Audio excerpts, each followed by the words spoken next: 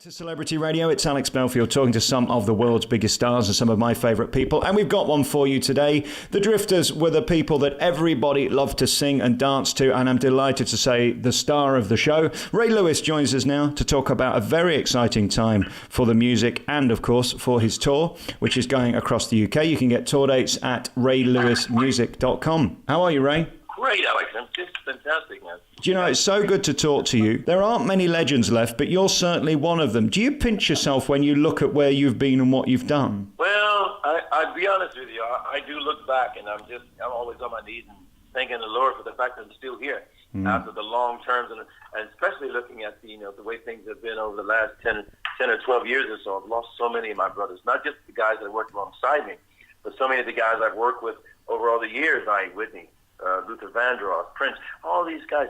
Everybody's Michael. It's just a strange time.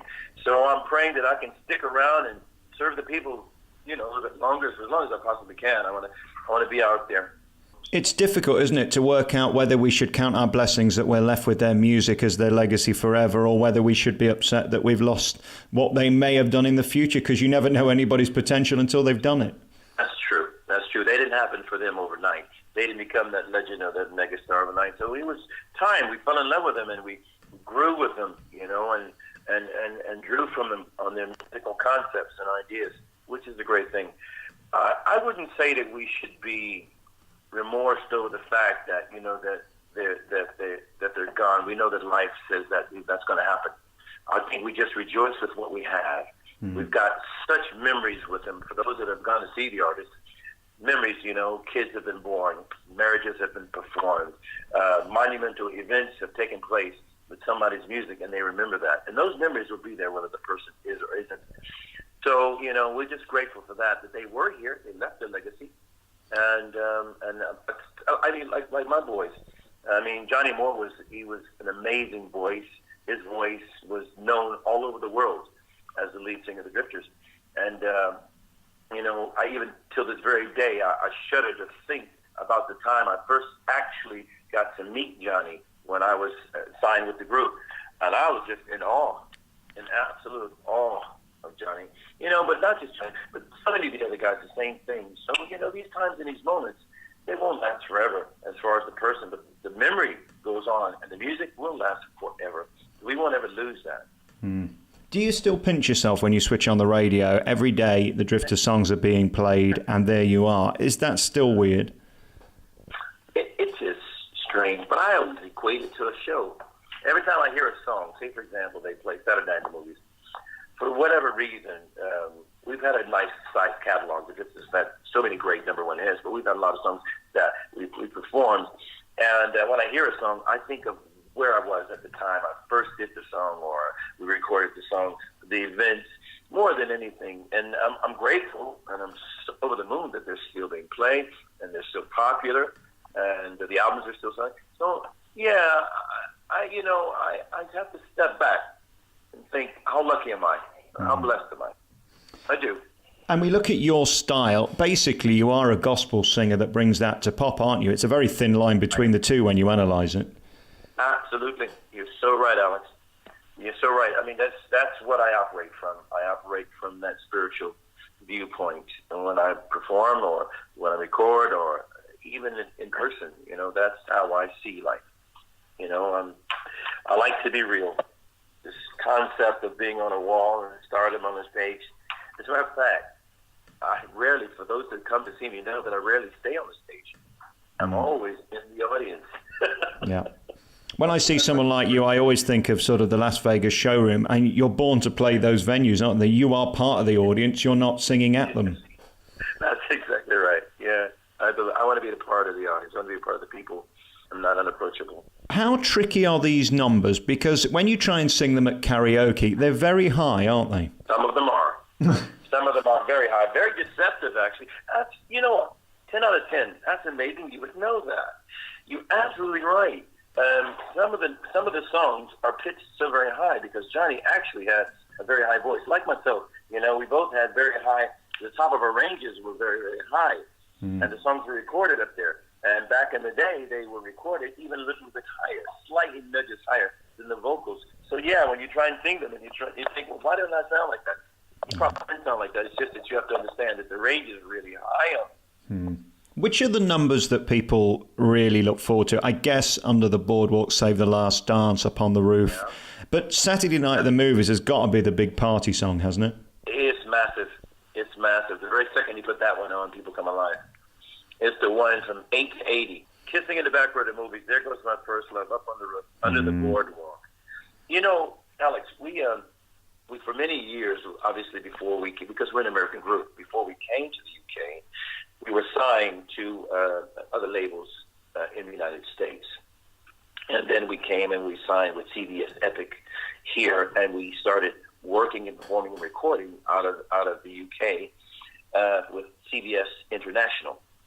At the same time, we were on the same label at the same time with Michael. Was our last album. Last album we did with CBS was With the Time with Michael. And when we came here, we recorded so many songs. Once we started, they started picking up on the songs that we recorded here, coming over to my place, more than a number. These sort of things that were recorded here went to number one here. They started going for the back catalog, as people do. They want to know more of what you've done. What else is out there available? And we did so many songs, so many albums, and great music in America. So we were massive in America with things that came here latently. They didn't come for a period of time. They weren't the first things here. Under the Boardwalk, of course, the standard ones were here. And then we reached out and recorded more. Carole King, Leave It Stroll, and Cook Greenaway. We recorded There Goes My First Love, Up on the Roof. These sort of things. And they spread here. They grew. They became very popular here. And they're also joyous. Every single one of those songs you made were joyous. I mean, they were just filled with uplifting positivity. And I think that's, if not now what we need more than ever, back in the day, that's what people needed more than ever. That doesn't change. We do. You're so right. Yes, we do. As I remember, you know what I'm saying, we were recording them. I loved the songs at the time. But they were always happy. Yeah. Even till this very day, I think about that. You're absolutely right. They are uplifting songs.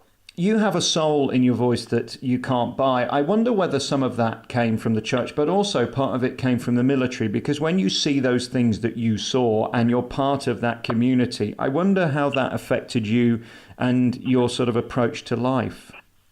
Well, when I sing or when I perform, it isn't just a song.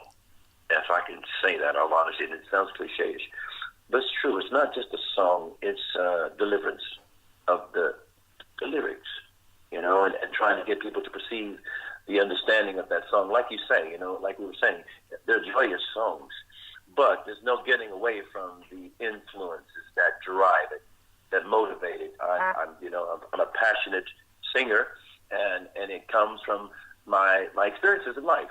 Military was one, of course. Growing up as a black kid in the ghetto, you learn certain things and you become a certain way and understanding about deliverance of music. Obviously, the church is the major driving force in most of our lives, and certainly wasn't mine. And having that influence, it kind of reflects, it shows. You can hear it in the timbre of a person's voice when the spirit and soul is there. You don't have to be foreign to it to understand it. It comes to you quite quickly. You feel it. And then I look at some of the people you've met and worked with. You must pinch yourself when you're with people like Carole King. You mentioned Whitney, Diana Ross, McCartney, Lionel Richie. I mean, some of the greatest legends we've ever had on planet Earth. And you've got to know them and be part of their lives. How extraordinary. I'm going to confess something now that listen, Alex, only on your show I'm going to confess this. At the time, when I first joined the Drifters, I was the youngest lead singer ever in the group, which was a novel idea. To this very day, not sure what motivated them to make that decision to hire me.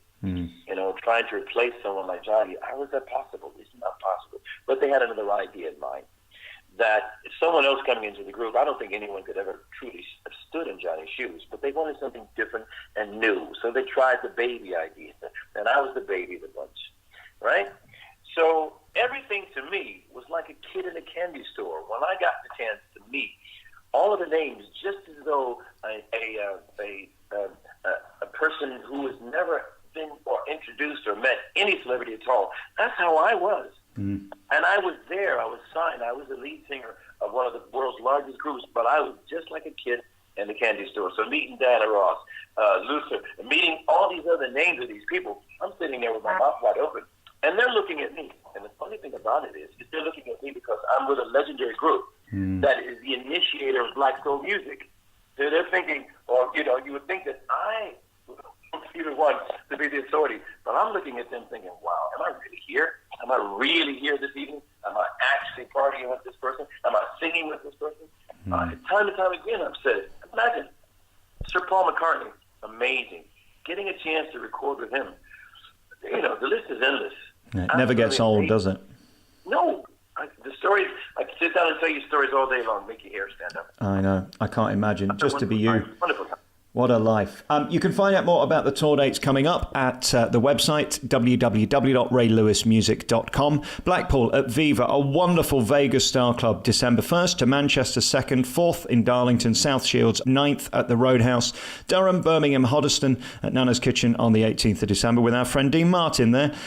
28th of January, Skegness, and February 11th at Hayling Island as well. And you'll continue to tour through 2017, and I'm sure much further as well. I wonder, as you mentioned about culture and how the past defines our future, where America stands now.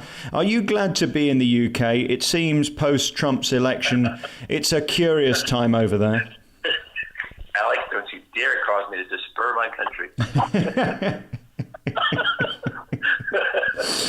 Say something nice.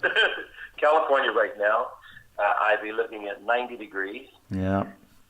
In Florida right now, I'd be swimming in blue oceans, you know, and the coast and the Alps.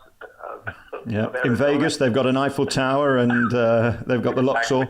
Yeah. Oh, yeah. Oh, and by the way, we just had a presidential election. we just had a presidential election.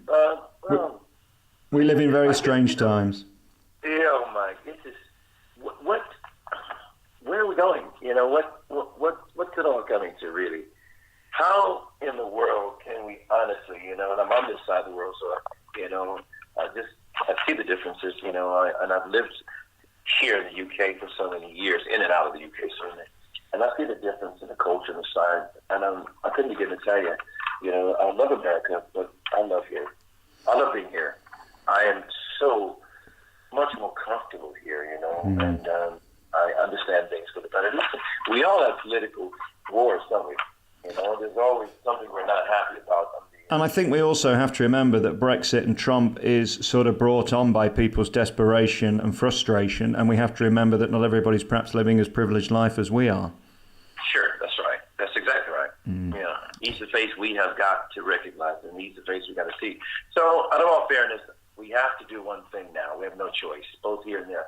We have to allow him his time and space to prove himself, you know, so, you know, if the policies that we would like to see implemented, we have to support them. Yep. You know, if there are policies that we don't or we can't, you know what I'm saying, obviously we have to voice that opinion, but if we know that, you know, there's little option, then, you know, we can't go to the streets with it. We have to try and abide by that rule, the parliamentary procedure of trying to be as diplomatic as we can and understanding that our time will come. If we want something to change, we can hold on. We wait for that change. Very interesting times, but through every generation, through every crisis and war and depression, the one thing that's held us all together is music, and we thank the Drifters and people like you for bringing that to us. You can see Ray Lewis at Blackpool's Viva on December the 1st, touring through 2017. You can find out more by going to the website, which is raylewismusic.com. How lovely to talk to you again. Thank you so much for your time, Ray. It's been amazing, man. Thank you so very much for having me. Anytime. Would you please pass on my words to all your listeners? I absolutely looking forward to seeing them all there. And for you, man, it's great. I hope to see you again soon, Alex. I hope to see you. Merry Christmas. Merry Christmas, man. God bless, okay?